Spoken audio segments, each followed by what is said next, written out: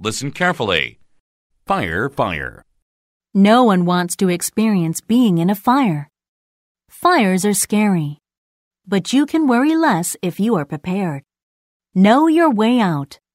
Smoke from a fire can make it hard to see, so it's important to practice safe ways out of your home. The idea is to get outside quickly and safely. Stay low. If there is smoke in the house, stay low to the ground. Smoke and toxic gases hurt people more than the actual flames do. Smoke naturally rises, so you'll breathe in less smoke if you stay close to the ground. Just drop to the floor and crawl on your hands and knees below the smoke. Meet outside.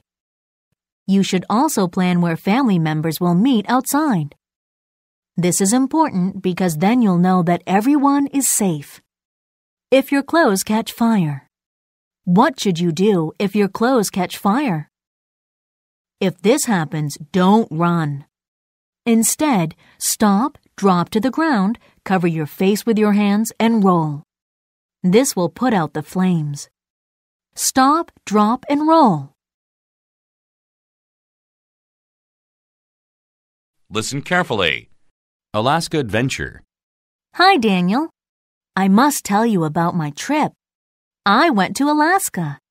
I had such a great time there. What an adventure! We, Mom, Dad, and I, went on a 5-day fishing trip in Cordova, Alaska. We stayed in a cabin with no electricity or heat. It took a day for us to get used to things. Having no electricity was a little inconvenient. We cooked everything on a small gas stove that we brought from home. My mom loved the cabin, but my dad looked really uncomfortable. It was sort of funny. The best time to catch fish is early in the morning, so we set our alarm for 4:30 a.m. Alaska is famous for salmon, and now I know why. In 30 minutes, we caught 11 salmon. Mom caught the most, and Dad caught the least. I felt sorry for my dad. We had a salmon feast. Delicious. After dinner, Dad spent most of his time climbing trees because he thought he heard bears. It was usually just birds, but we saw a few raccoons. I have a feeling that my dad isn't the outdoorsy type. Anyway, at least my mom and I had fun. She promised me that we will visit Alaska again sometime soon. Take care. Lucy. Listen carefully. The inventor of earmuffs. Have you ever invented something? Each winter, millions of people should be grateful to a man named Greenwood. In 1873, at the age of 15, he invented earmuffs. Earmuffs keep our ears warm when it gets cold outside. It is reported that he got this idea while ice skating. He asked his grandmother to help him make earmuffs. He asked her to sew fur between loops of wire. Later, he improved on his invention. He made earmuffs that could be adjusted. Instead of a wire, he used a metal band. These improved earmuffs were good for people with big or small heads. They were earmuffs that could fit any size. He called them the Greenwood's Champion Ear Protectors. They were indeed fit for champions. The U.S. government was very excited about his invention. During World War I, Greenwood sold these to needy soldiers.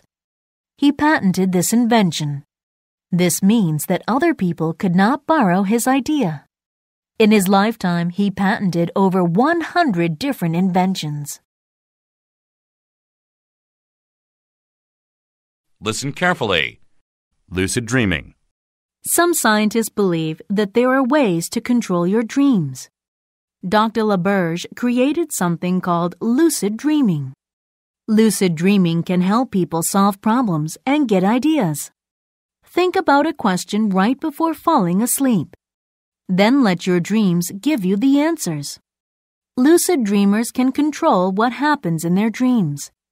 They can fly to the moon or even travel through time. One woman has used lucid dreaming in many ways. She talked to her dead father and even ate sweets. Chocolate always tastes better in a lucid dream because you don't have to worry about the calories. I'm going to eat chocolate with my father tonight, she says. She is not a good swimmer. In her lucid dreams, however, she often goes diving. In the middle of the dream, she knows she's having a lucid dream. So she doesn't have to worry about not being a good swimmer. It's amazing, she says. Lucid dreaming is great because it's free and available to everybody. To lucid dreamers, dreams are like private movies. They are the star, director, and writer. Listen carefully. Mike, the headless chicken. In Fruita, Colorado, there is an annual festival that honors Mike, the headless chicken. In 1945, a farmer was making dinner and ended up in the Guinness Book of World Records instead. His chicken holds the record for the longest surviving headless chicken. Olson was preparing dinner for his mother-in-law. The neck was her favorite part of the chicken. Olson tried to keep the neck on the chicken. When the chicken's head was cut off, the chicken, later named Mike, didn't die. He ran around for a few seconds after his head was cut off. This is a physical response.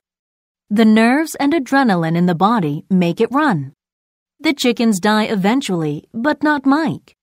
When Olson found Mike the next morning, he was sleeping. Mike's head was under his wing. Olson admired his will to live. Olson decided to feed him. Olson put food into his gullet with an eyedropper. Mike lived for another 18 months.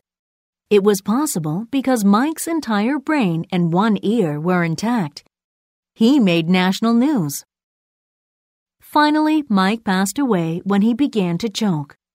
Olson couldn't find the eyedropper to save him. Listen carefully. To celebrate Halloween or not. Two elementary schools have very different methods to celebrate Halloween. The principal at McLone Elementary thinks Halloween parties are useless. Halloween at McLone is like a normal school day. Students at McLone have not celebrated Halloween for the past 6 years. The costumes and candy interrupt study time. Trick-or-treating at night is enough.